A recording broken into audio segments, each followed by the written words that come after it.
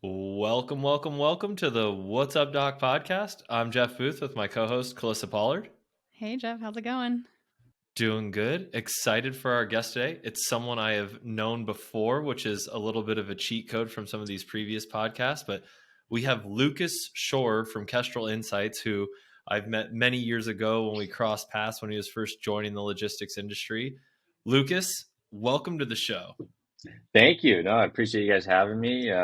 It's good to be here. We're coming into the last throes of winter up here in Montana, so to get out of my normal routine, have a conversation with some other people is always nice. So I appreciate you having me. That's awesome. We love it. I usually dig in so much to everyone's backstory, and we'll get to that. But let's just go in the opposite order today. Why don't we just kick it off with Kestrel Insights? What is it? What do you do? And why should people be excited about it? Yeah, no, absolutely. So we're essentially we are a data company, and our goal is really to bring teams a higher level of confidence and trust in their location data. And we're doing that through geofencing. And we can talk about kind of what a geofence is, but our main thing around geofencing is to bring automation and bring precision to a data need that is widely used in the space, but has just not grown in the way people access data, the coverage they have at the speed that logistics tech platforms have just rocketed forward. So that's kind of what we do. It's all about geofences and geofencing. That's what we're all about, all over the world, all over the country, and that's what we love. That's awesome. Calissa, data and product extraordinaire. Have you interacted with geofencing anyway, either as like a user or like in our technical lives? Yeah, definitely. With my phone and whatever, trying to like track down, where am I at this time? Going on hikes in crazy mountains that, yeah, definitely don't have very good, tracking and all of that. But as far as geofencing goes, Jeff, you and I, a few years back, we started to build out like a self check-in tool, and the one main complaint was we didn't have geofencing. So that was kind of initially a postponed project for us a while back. But yeah.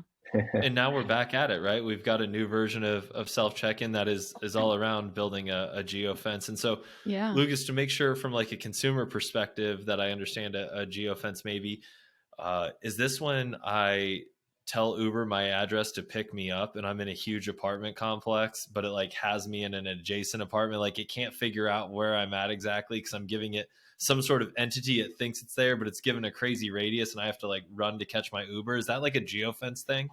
That's actually so funny you use the Uber example, because that's probably one of the most relatable examples for people who are like, okay, how is a geofence used? So a geofence, just for those who don't know, it's a virtual boundary anywhere on Earth, and you can use it for anything. I've seen dog collars these days where you can geofence your yard, and it kind of puts in a vibration or something if they go outside that geofence. Or the Uber example is you order a ride, and you put in your address, you stick your phone in your pocket, and you forget about it. Then all of a sudden your phone starts vibrating and says, hey, your driver's downstairs, or your driver will be there in 2 minutes, time to head downstairs.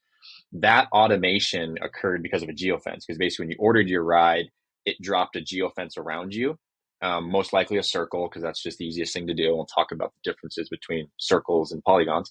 But then when the driver broke that geofence, Uber on the back end is able to automate that text message, send you downstairs. So hopefully there's a perfect arrival of rider and driver. So that way there's no wasted time. You're in the car and you're off. So that's a great example is Uber, and we've all probably used. The issue with you being like around the corner or something like that might likely be from something called geocoding.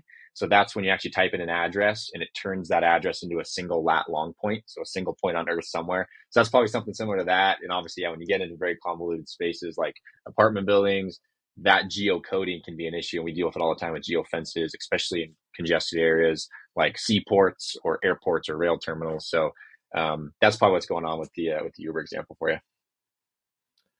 That makes sense. Yeah. I never thought about that translation piece, but yeah, you always think we're spoiled now, and it makes sense now. I always remember my Uber icon. It's always a circle. It's like the little circle around Yep. me. It's not the custom shape of the building I'm in or the address I'm at. And so yeah, that makes sense. There'd be that translation problem. I think we're spoiled and we just expect, I type in an address and Google's done so many incredible things. We just assume it knows the exact shape of the building I'm in and like has created that barrier. Mm-hmm. But the answer is they haven't. And that's sort of what you're building. You're starting to build this data set. Is that right?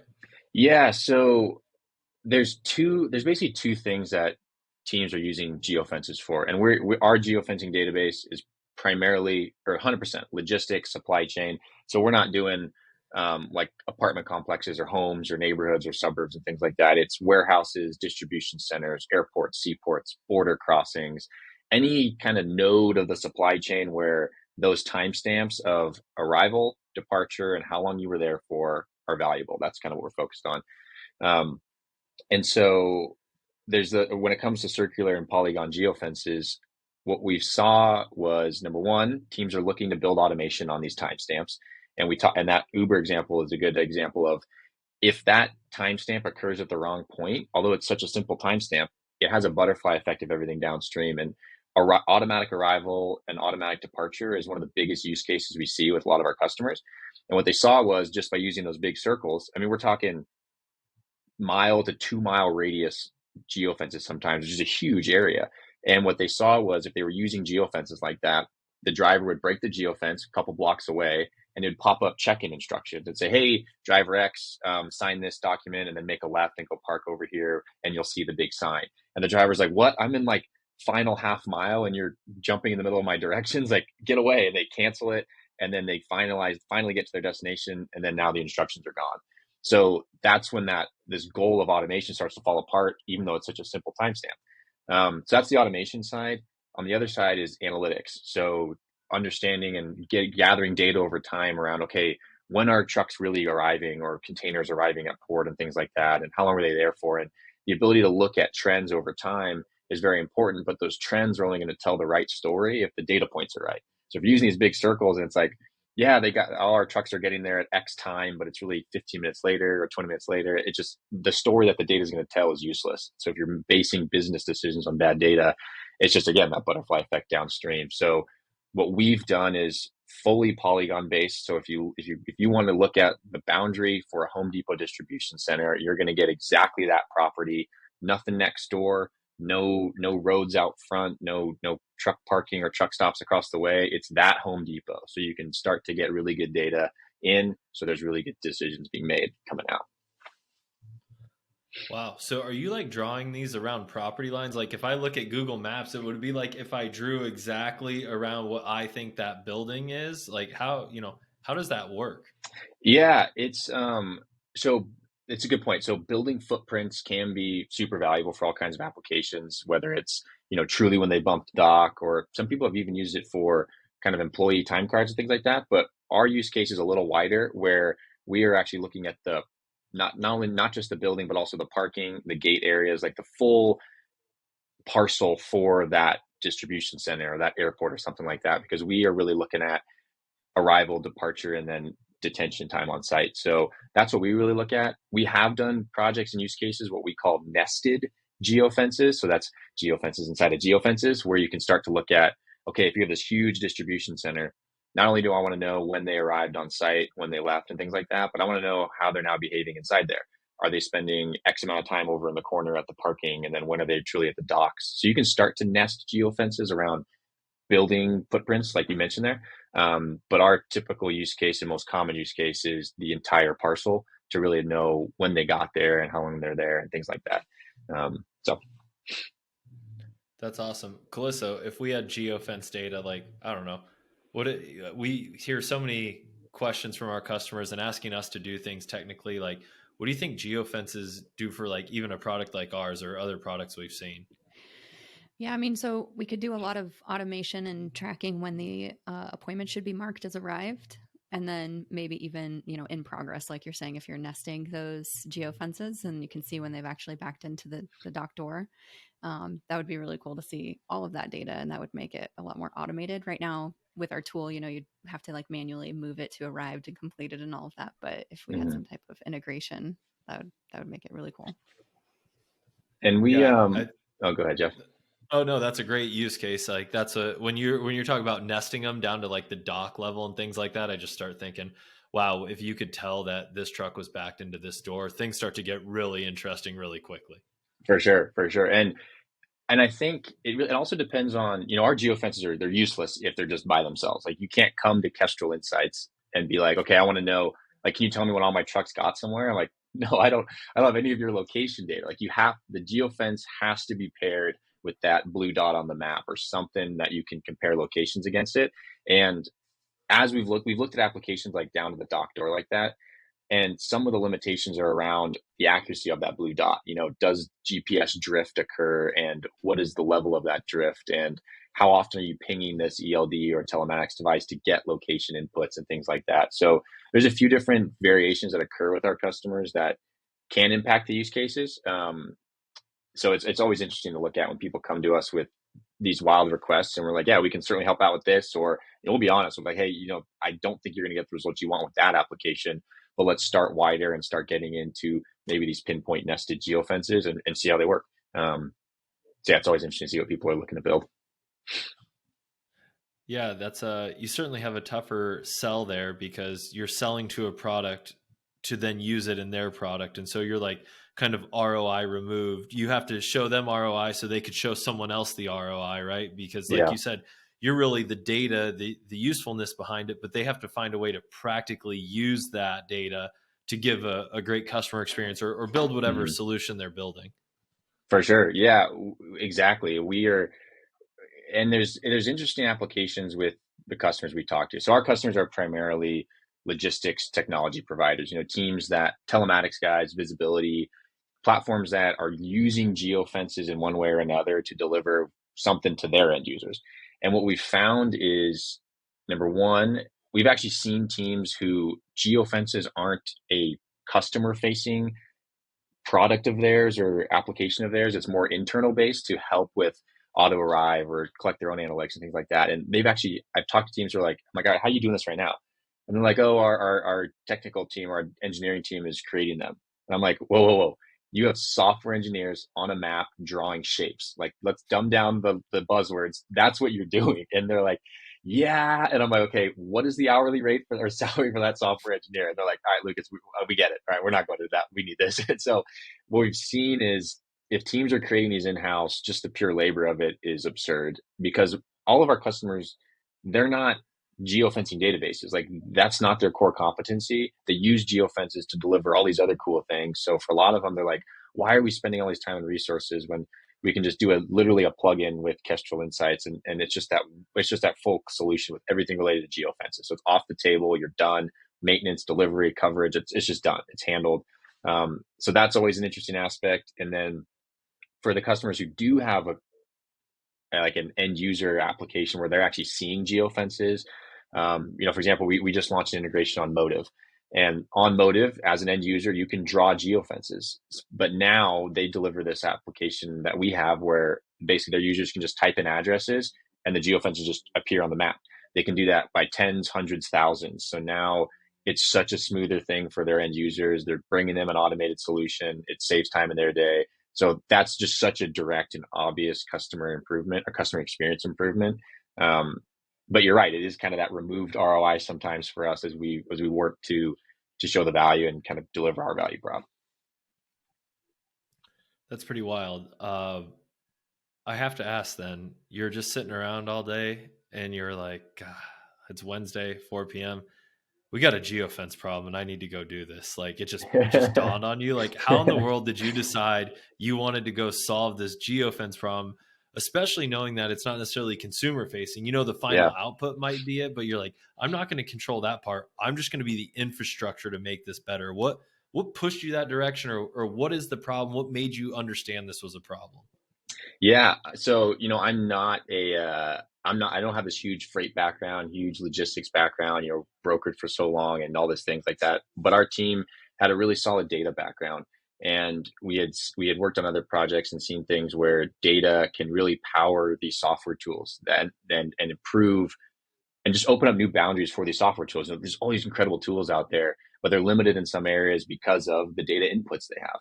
And so we were talking to a team, and there was a large carrier, And he was like, Lucas, I have had a team of interns. I think he had like 7 or 8 interns. It has been 4 months, and I have had them just drawing geofences all day because they were trying to convert 112,000 warehouses from from circles to polygons, because they were like, they just saw they saw the value, and they were like, we have no other way to do this. And he was like, he was losing his mind. He was like, I'm 60% of the way there. I can't believe these interns are pissed because they've spent their whole summer drawing shapes on a map. They've learned nothing. And it was just such this obvious use case of like, again, it's such a cliche statement, but there has to be a better way. And I was like, that is absurd. And so we just started diving into it from there. And one of the best, I think it was, we were talking to a team down in the South, and I think Southerners have the best, analogies ever. And he was like, Lucas, I can bake bread, but I'm not a baker. So I go to the grocery store and I buy bread so I can go about my day. He's like, I can draw shapes on a map, but I don't need to do that. I'm trying to do all these other things with those shapes, with the bread. I just want to buy it and have access to it and then be on with my way. I don't want to have to worry about, okay, I got to get flour. All right, I got to knead the bread. All right, I get my sourdough starter out. I got to do all these things. I just wanted to be mindless, and I open up the fridge and I grab my bread and I'm done. And I was like, that's perfect. So that was kind of what we saw, just how people were using it, how they're accessing it, and just kind of found a better way to automate it and bring that to our customers. So Jeff, I know what you're about to ask me. Which actually I'm going to ask you instead. How does this sound familiar with our client base trying to rebuild, appointment scheduling on their own? And oh my gosh, yeah, it is the exact. For you guys, the exact same thing at Opendock, because everyone's like, I can build a doc scheduler, and we're like, yeah, absolutely, everyone can. Let me guess, it's like there's some times, there's some availability. You click it, you ask for more info, done. But if your job is to take in, 100,000 shipments a year, like, why would you go build that? The same way anyone could build an email provider. Email is not hard. We could all build one. Why would you? Like, Gmail makes it so easy. And I think we really see ourselves as that, like the Excel, the Gmail, like we are so easy and we're like so thoughtfully priced. Like, why would you try to build this yourself? And just the same way, like anyone can draw the polygon. It's like, but are you going to wake up every day and try to draw the best polygons everywhere and then deal with all the BS that comes with when the polygon sucks? And the answer is no, they won't. So why try to feign cost savings or go through this and do this nonsense when you can just get something that someone cares about more than you do? And that's how I pitch that every time. They're like, my TMS does doc scheduling. I said, I'm sure it does. Is it great? And they're like, not really. And I said, yeah, because the TMS does so many other things. They have a really hard job. I said, me and Calissa wake up every day and work on doc scheduling. Like, you think anybody knows or cares about this more than us two? And the answer is typically no. So I said, why would you try anything else? Dude, I would pick you over everyone. I remember when that scheduling consortium thing went out on LinkedIn. I could not get away from you for like 48 hours. Everywhere I went was Jeff. Oh, no. Jeff was commenting on posts. He was sharing posts. He was like, hey, here's links. I'm like, dude, this is insane. I was like, if anyone is seeing this right now and has not purchased Opendock, is absurd. This guy is pathologic. I mean, it was great. You were all over it. I'm like, no one else is doing that. So I know what you're saying. We're pretty obsessive people about doc scheduling for some weird reason, which is great. And we have these clients who really will say, actually, we're gonna build it ourselves, and we're really looking into how to do this, and we'll even consult them and say, yeah, you might actually have some downfalls here and here and here where we've run into it rebuilding our entire platform as well in the last couple of years. And then they'll come back. We just had a client today, actually, who was about to do did this. you really? That's so funny. Came back and they're like, I'm not going to name names, but they're like, yeah, I think we're just going to move forward with your guys' solution just because, we have this big team working on all of it. We're thinking through all of it. We really are trying to make it very robust, and it really is around appointment scheduling, and that's what we do best. Oh, go ahead, Jeff.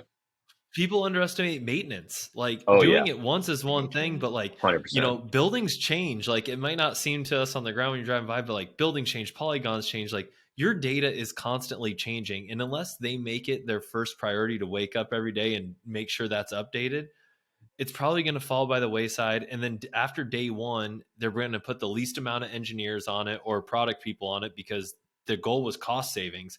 And so it's kind of a build it once and forget it.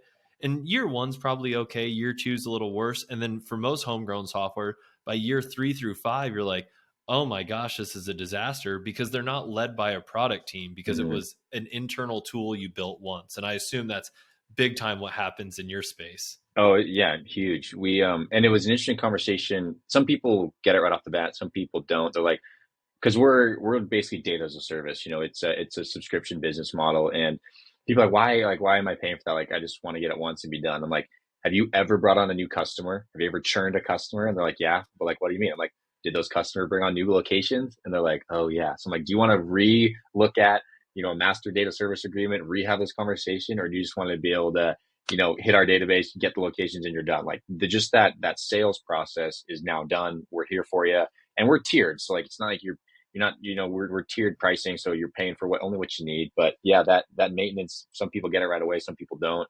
We have a really good seaport and container terminal data set, and every month, first of the month, it just the updates hit your inbox, so you don't have to think about it because new locations are coming online.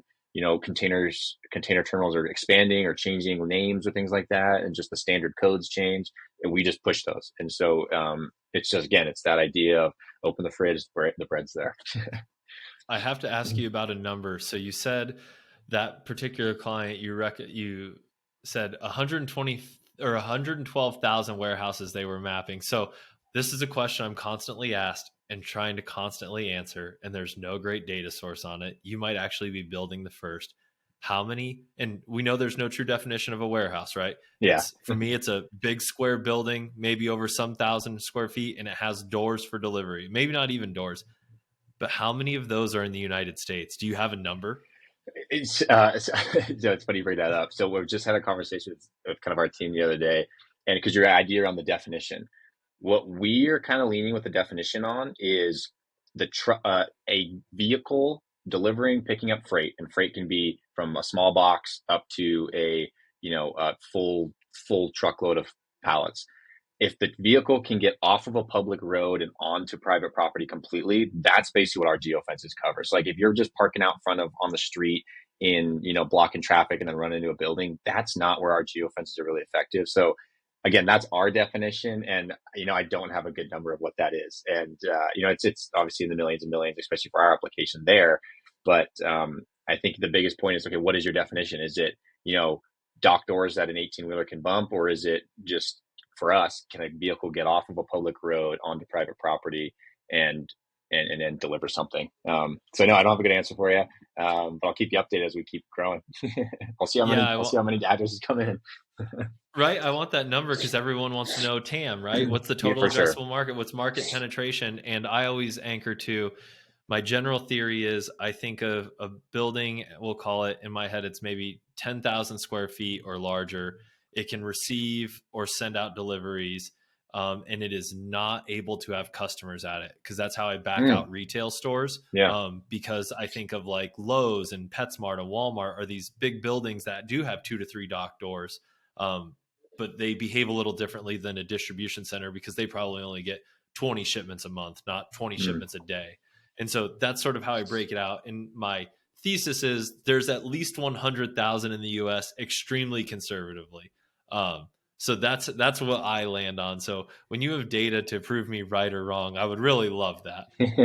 Yeah, that size is interesting because we just had a customer the other day who they wanted every PO box or every PO post office, and that's 33,000 locations right there. And that's probably not something you would consider necessary for dock scheduling, but for our application of shipper, facility, warehouse, something like that, that's right away we've got 33,000 difference right there. So yeah, it's all about what you're going to use to define it. But yeah, that's an interesting question.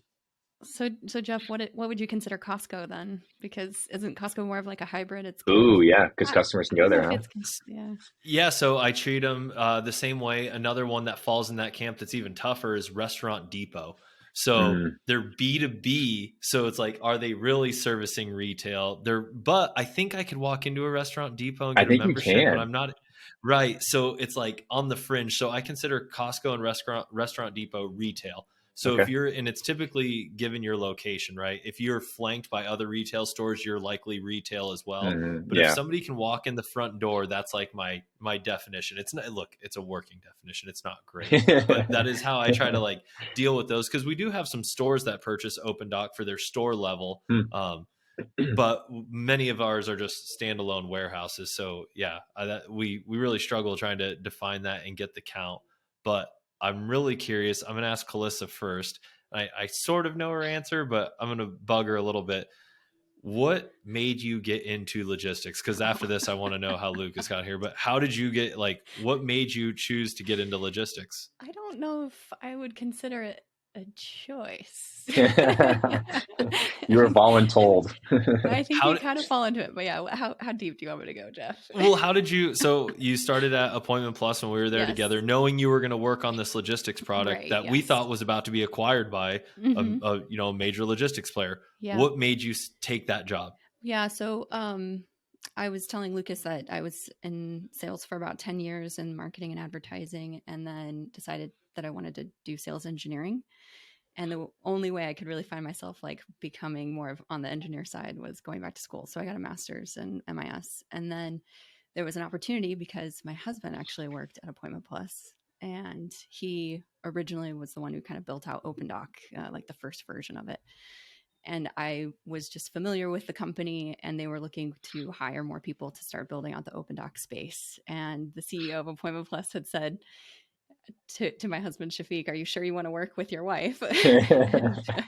and yeah, we decided we actually did want to work together. So we're still here, both of us today, with Jeff, and we have a whole team too. So yeah, just working on that project was really interesting and intriguing to actually see that there was such an interesting space here that no one had really tackled yet. So that's kind of what was exciting about it. So you really joined because of, one, the opportunity to work with your husband. Yes. 2, we needed people because we're about to get acquired. Yes. And then 3, we're going to kind of focus on this logistics thing. Yes. And then now it's morphed into like, you're just a full-time logistics software professional. Full-time, yeah. I'm trying to learn it as much as possible. I still feel like I don't know enough, which is also where the podcast came in. And, Jeff was just talking about potentially doing a podcast, and the marketing team had talked to us. And I was like, I just want to be kind of a fly on the wall here and learn as much as possible, because I don't really know a whole lot in order to ask a lot of great questions. But yeah, I'm just sitting here learning. It's awesome.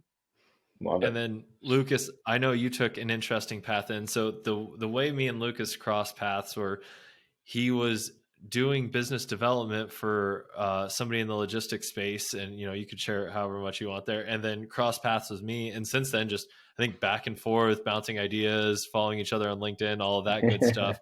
How did you find yourself into the logistics space and then to where you are today? Well, then you came and tapped me on the shoulder at that conference in Phoenix, and it'd been COVID in 3 years. And I'm like, well, who was this tall dude? And I'm like, who is Jeff? I'm like, oh my gosh, great to see you. So yeah, that was fun. But yeah, my arrival was, I guess, I think it was inevitable. So I don't do well with abstract, and so I was a mechanical engineer at Cal Poly, go Mustangs, and whenever I did like electrical engineering classes or things that were just hard to visualize, and like I always struggled with those things. Like it's just like very visual things that like move in a manner that is very physical. And had a couple engineering jobs, design jobs, and construction engineering jobs and things like that. And I liked that physical world a lot better. And logistics and transportation, it's a very physical world where it's coordination, it's organization, and it's the movement of very physical things that I just enjoy, and I think my mind just can resonate with.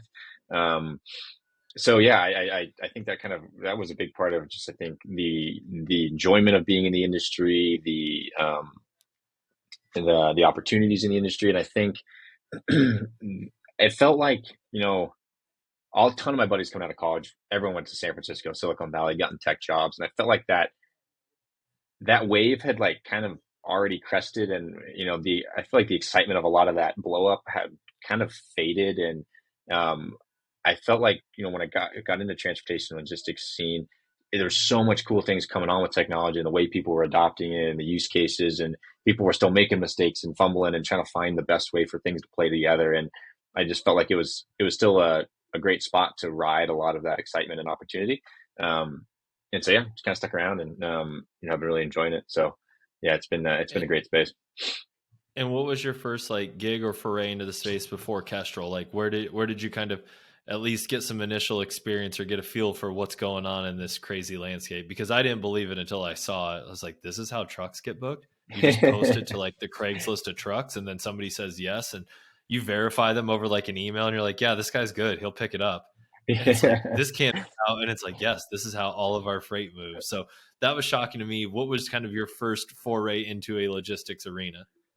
Yeah, so yeah, that it is so true. Like that actual movement of freight is it's mind blowing. I had some really good friends who were brokers and first kind of poke around the space. One of them out of college was at C.H. Robinson. Another guy was he was at some brokers out in Idaho and stuff like that. And I just had always stayed in touch with them, and they were just talking about, they were like stockbrokers on this floor, like yelling and like talking loud, like things are moving. Like it was just hilarious. I'm like, wait, this is how things get moved.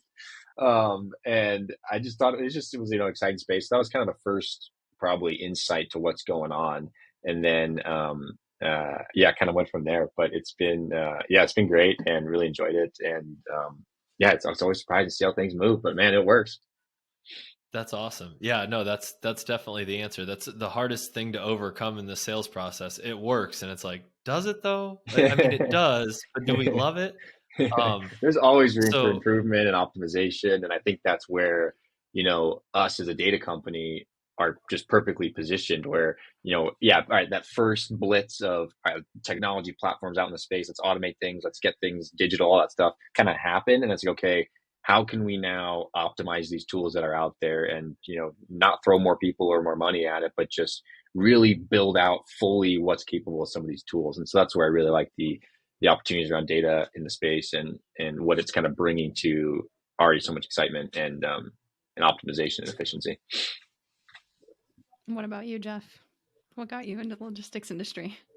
oh man, PetSmart laid me off, and then one What of the my heck? buddies, yeah, I've let's see here. I think I've been laid off twice, and I've done two layoffs. One of them was the worst. Circuit City, they're like, "Hey, you need to lay off your whole store," and I'm like a 23-year-old store Oh, manager, so like we lay off everybody. Then it was like, "Now lay off yourself," and it was like, no. "Open up your own drawer, sign your own paper, and like mail it in." It's like, "Oh, cool." Thanks. But no, PetSmart laid me off. And then I had built some pretty good relationships internally where people were like, hey, we just opened other roles that you can definitely do.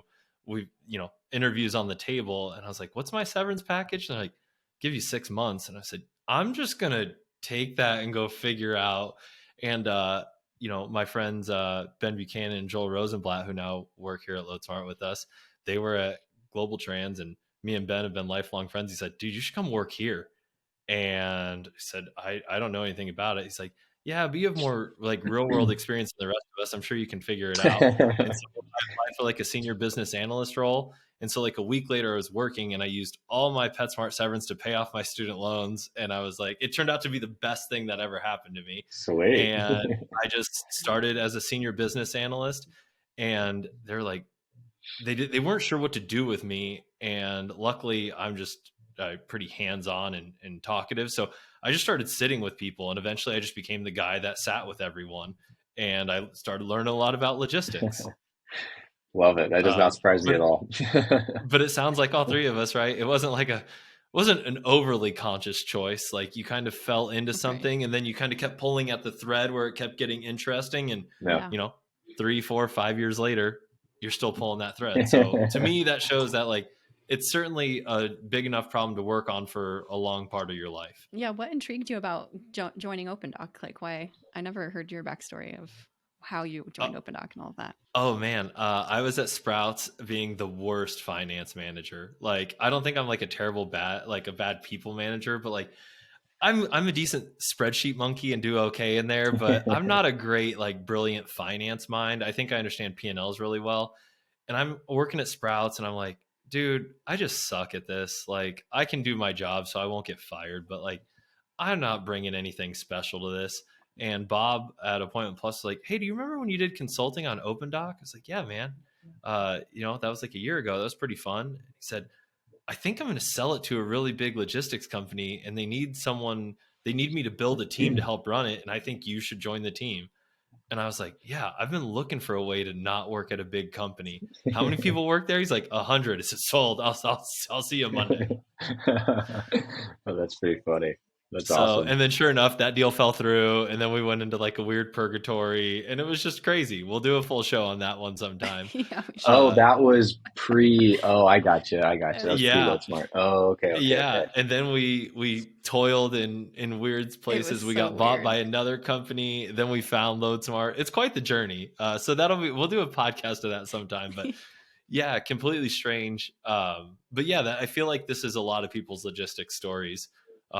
And Lucas, Kestrel Insights, I think it just sounds fun to me, right? Because it's solving a big problem. But I want to know, like, what are you working on today? Like within Kestrel, like what's like the most exciting thing you're working on or thing you're pumped up about? Like, what are you waking up this week and you're like, this is the good stuff? Yeah, I've been surprised at the global applications that people have come to us with. We always thought coming out the gate, biggest things was just going to be addresses hitting our API for distribution centers in the United States. Address comes in, Polygon out, address in, Polygon out.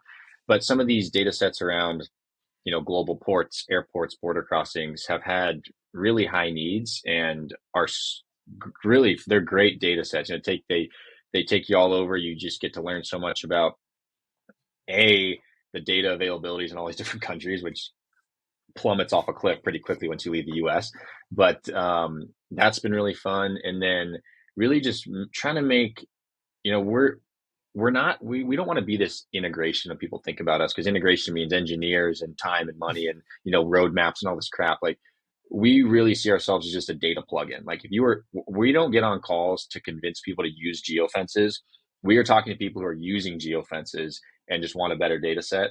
And so if you are using geofences, you're familiar with them, and you've got it already built in your systems, you can plug us in almost immediately because you have the formatting down. You can work with the latitude and the longitude, because a geofence is just a string of GPS points. And so it's not there's no format that's like hard to work with. It's very, very malleable. So making our APIs as simple as possible so teams can tie in and hit the database with either addresses or lat longs or business names and things like that, we're always trying to expand on. So I'd say those would be the two things, these global data sets, and then making our domestic APIs around that address submission just as simple as possible. Has been really fun. That's pretty cool. And I was just thinking about it. This will be kind of a plug for them, but somebody shared a LinkedIn post with me the other day around this gentleman, David Schwartz, maybe, who I'd never heard of or met before, but from PepsiCo Labs. And he's like a VP tech of innovation. And he was sending out this thing of like, we're scouting for warehouse programs.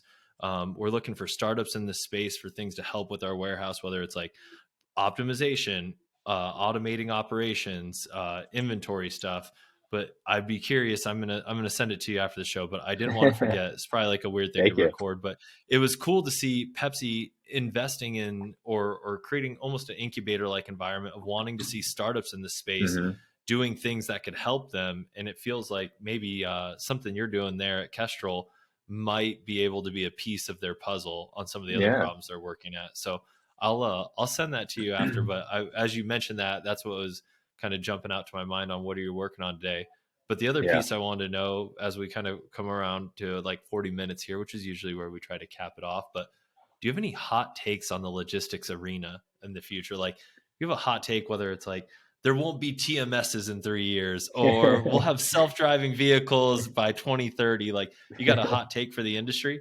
Yeah, I think autonomous driving is BS with how soon people think it's going to be. I think that, we were talking to, we got like a part of this cohort for startups in Montana. So people don't know, Kestrel Insights is out of Whitefish, Montana, and they're trying to cultivate kind of the tech scene. As everyone watches Yellowstone and everyone moves to Bozeman, that's a lot of more people are coming in. So it is cool. It's really cool. And we were at this thing, and there were all kinds of people from venture capital or from startup experience or angel stuff, all kinds of different scenes. And one of the big questions we got was, do you think, people who aren't necessarily in the space, like, oh, are you worried about like autonomous trucking, just blowing it up and changing all this stuff for you guys, blah, blah, blah. And our first answer was, well, no, because as autonomous trucking does become a thing, it will get there. They're going to need accurate location data. They're going to need geofences. Like, we can continue to expand our data to support that transition in the industry. But also, it's not good. They were like, 5 to 10 years. I'm like, 5 to 10 years? No way. So that's my hot take. We'll see, if that bites me in the butt in 5 to 10 years. But that's kind of my feeling on the whole thing. Oh, I have a follow-up on that then. Pick a date that you think at least half of our truckloads are driven by a vehicle. Pick a year, or driven by an autonomous vehicle.